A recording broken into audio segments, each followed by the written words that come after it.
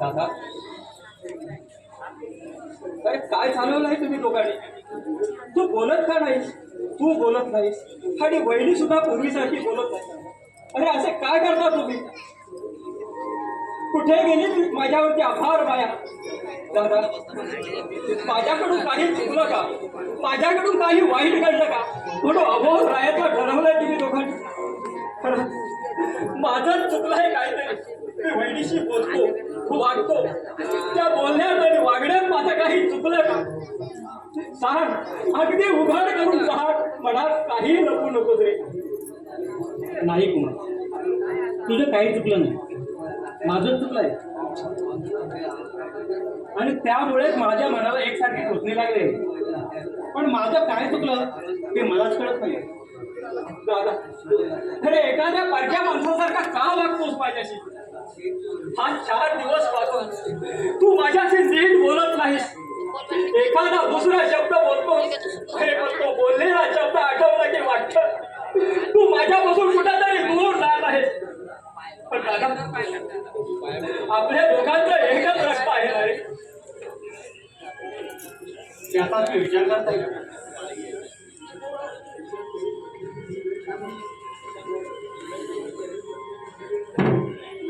वेळ नाही.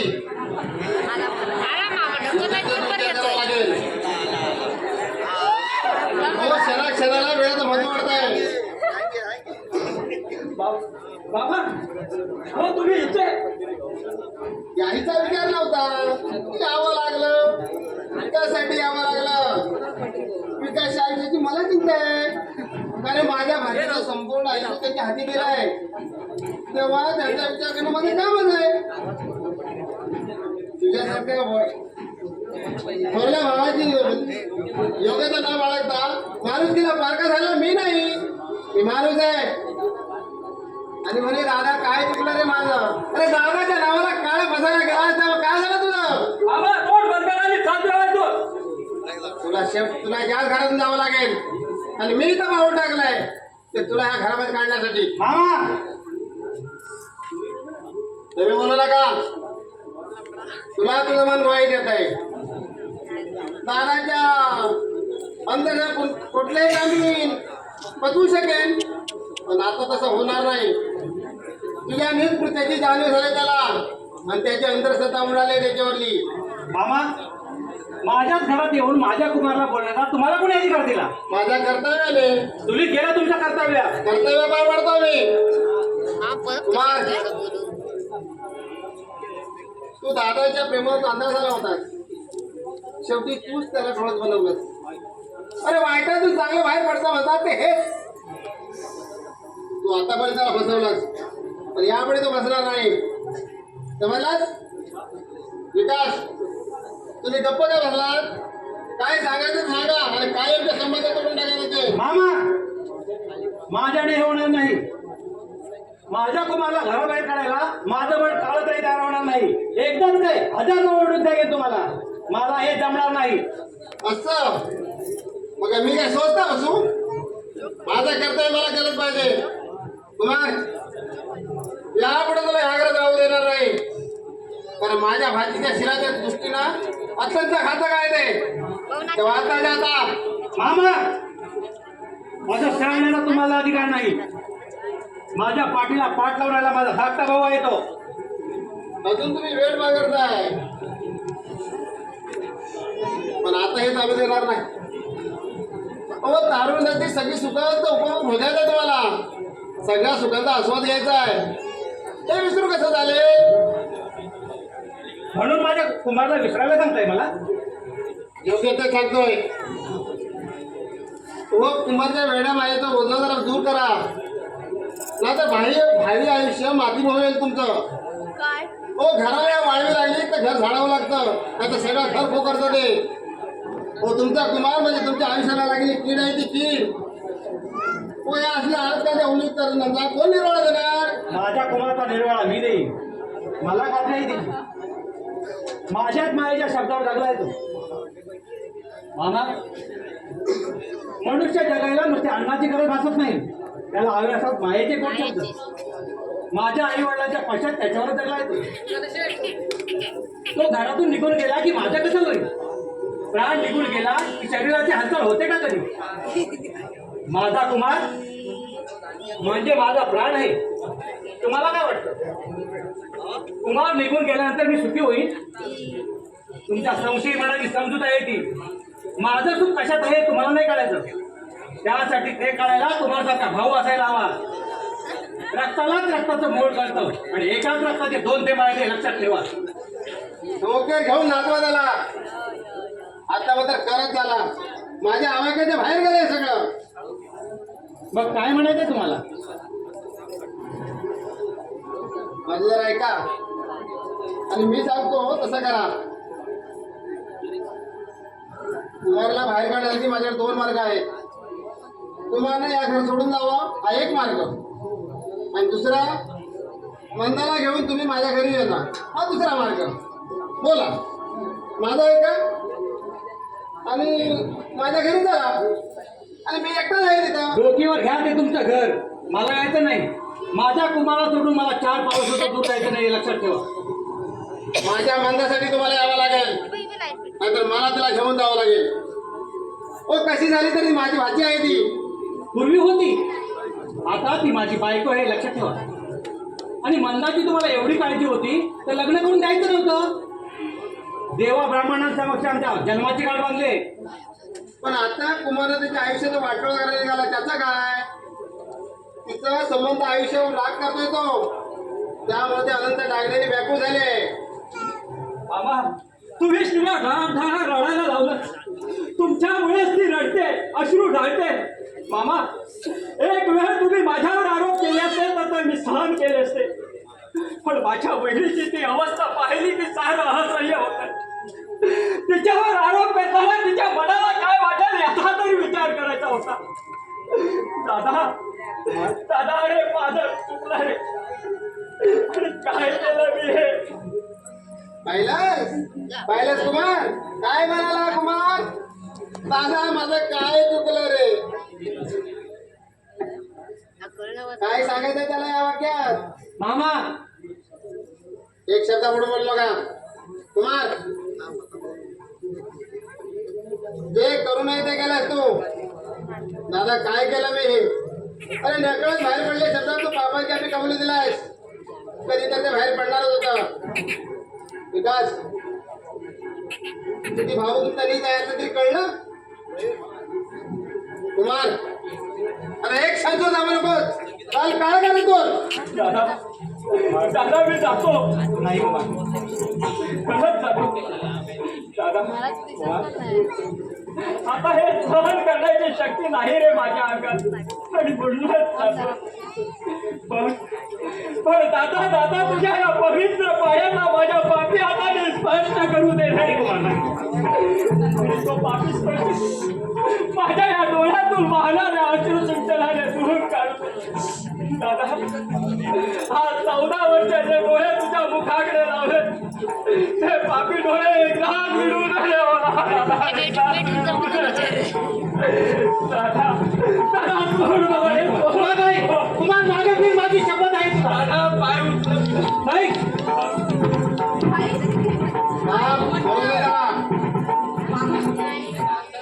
मामा, तुम्ही अधिक बोलू नका, कारण काय दुःख दिलं तुम्ही मला.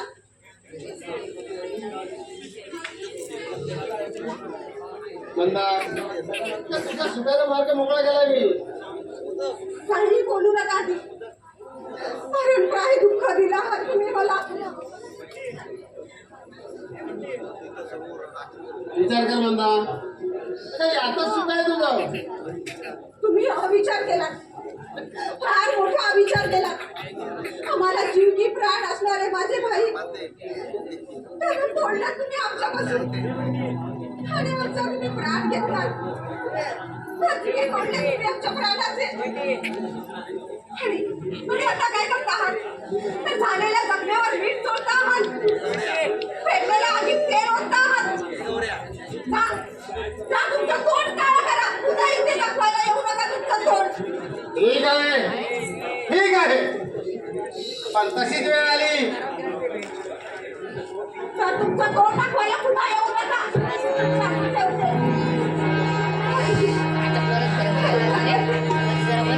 आता येते पप्पा पप्पा येते बघ पप्पा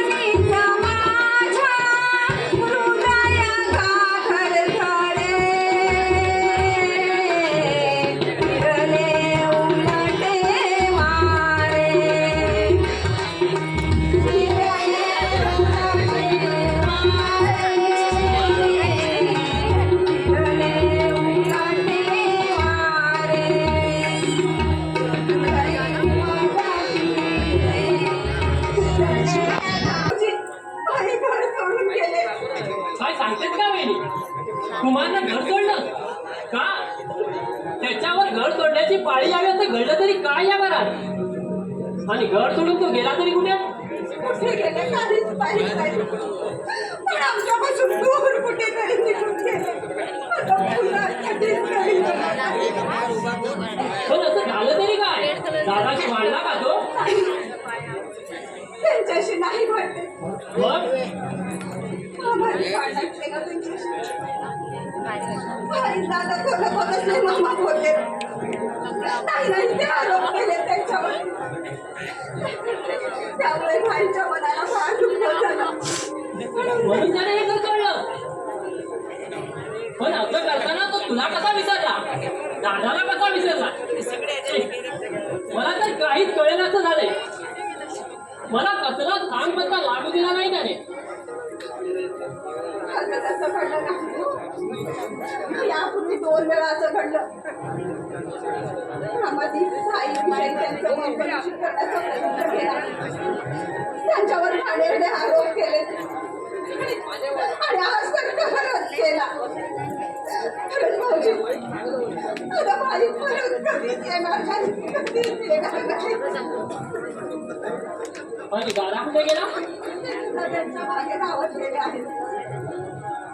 आईच्या मनावर फार मोठा परिणाम झाला आहे. काय सांगावं भाऊजी, आईने काही पतिवाचं मला वाईट केलं नाही वहिनी, तसं होणार नाही.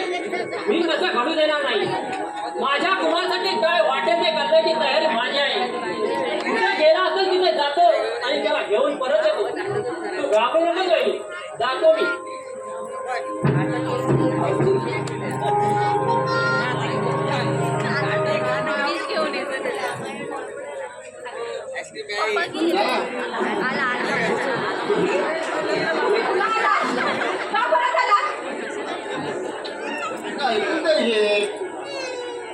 मला मग काय करू हा तुमच्या मनासारखं झालं म्हणून दिवे वाळू का पण असा चळवत भरला तुम्ही आमचा अजून समाधान झालं नाही तुमचं आता आणखी काय करणार आहात तुला विचार आलोय धीर मला तुमचा धीर नकोय मला माझा धीर हवाय तुम्ही त्याला घराबाहेर काढलं जा निघा इथून तुमचं हे काळं तोंड दाखवू नका मला निघा म्हणते ना मंदा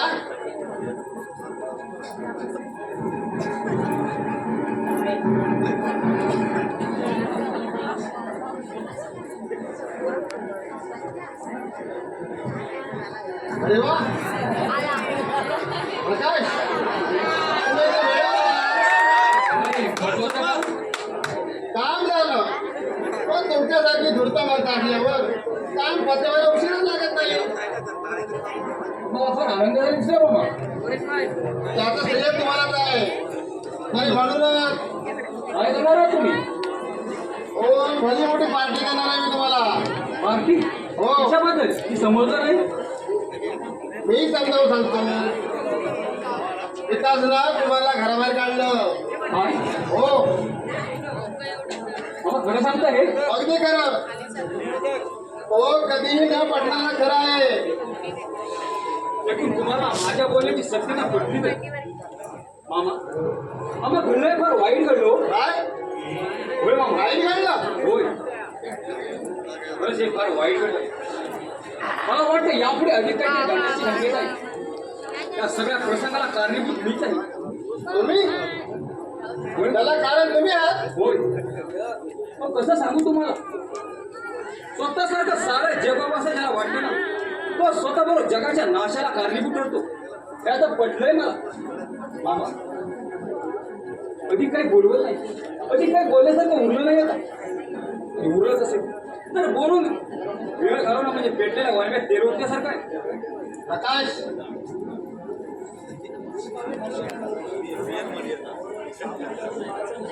गुण काव्य भले तुमच्या वाक्यात माझं सबंध जीवन म्हणजे गुढ काव्य आहे मामा त्या गुढ जीवनामुळे कुमारसारख्या सारच तरुणाविषयी प्रकाश ते तुम्ही बोलताय हो 2 महिन्यापूर्वी कुमारच्या मुसळलेल्या कार्यक्रमाला तुम्ही मला पाडे शिकवले आणि त्याच्या कलंकी जीवनातले कलंक तुम्ही उधळला प्रकाशात का कोण होय मामा तुमच्या समोर उभा राहिला तोच प्रकाश आहे त्या प्रकाशात परिवर्तन झालं उत्तुंग शिखरावर माणूस बसून खो घरी पडावा ना त्याच्या पूर्व कर्माचे दृश्य त्याच्या डोळ्यासमोर दिसू लागतात तसं झालंय बघा माझं म्हणजे हो मला वेळ लावायला ठरवत नाही का तुम्ही नाही मामा वेळ तर मला लागला होतो आणि अशाच वेळेस मी तुम्हाला संशयाचा वेळ लावलो संशयाचा वेळ प्रकाश हो आतापर्यंत तुम्ही मला संशयाचा वेळ लागत कुमारबद्दल जे सांगितलं संशय होता होय मामा ते संशयाचं पिशाचं होतं किंवा ती संशयाची पडछाया होती कुमार क्षमा करा ना कुमारसारखा मी सुद्धा भावनाप्रधान तरुण होतो कुमारच्या घरात वहिनीने प्रवेश केला याच वेळी मी तडफडलो मांका पडून घरी पडावा ना आणि मरणाच्या दारी तडकावा कसं झालं बघा माझं आदळलो तडफडलो आणि त्याच वेळी माझा जळणारा विवेकमन जळून खाक झालं त्यातून बाहेर पडलं ते काय फक्त द्वेष तो कुमारचा द्वेष करत होता कुमारचा मत्सर वाटत तुला होय मामा तुमच्या मंदाला कुमारच्या घरात वहिनी म्हणून प्रवेश केला हेच वाईट झालं मला नकार देऊन विकास शिकवला म्हणून मी तडफडलो आणि आता तर का कुमार सारखा उदत्य विचाराचा धीर लागला होता तिला खरंच मामा कोणताही माणूस कुमारच्या जवळ गेला ना कुमार त्याला आपल्या प्रेमाने जवळ करतो आपल्या प्रेमळ स्वभावाने त्याला वेळ लागतो कुमारचं चारित्र्य म्हणजे मांगल्याचं मंदिर आहे मामा मला साधेला दुःख त्याच्या वाट्याला यावं विकासला बंदुकाने ढोंग आहे याची त्याला खात्री पटावी मंदानं मला नकार देऊन विकासचा स्वीकार केला त्याचा सूड घ्यावा म्हणून आणि सगळ्या गोष्टी समोर मी तुमचं मन कलुषित केलं बघा. तुमच्या डोळ्यासमोर चिरेबद्ध आम्हाला 2-3 पण बरोबर नाही. हा? कोण कधी ते आम्ही सकाळी बोलतो. प्रकाश परत झोपते. अरे प्रकाश आता परिणाम काय होईल त्याचा विचार केला नाही. अरे रे प्रकाश काय करत अरे संशयासारखा जरी सध्या तू माझ्या हाती दिलास आणि दगडासारखा कठोर मन करून मी कुमाच्या जीवनावर खाडा घातला. अरे काय केलं मी काय करू नये ते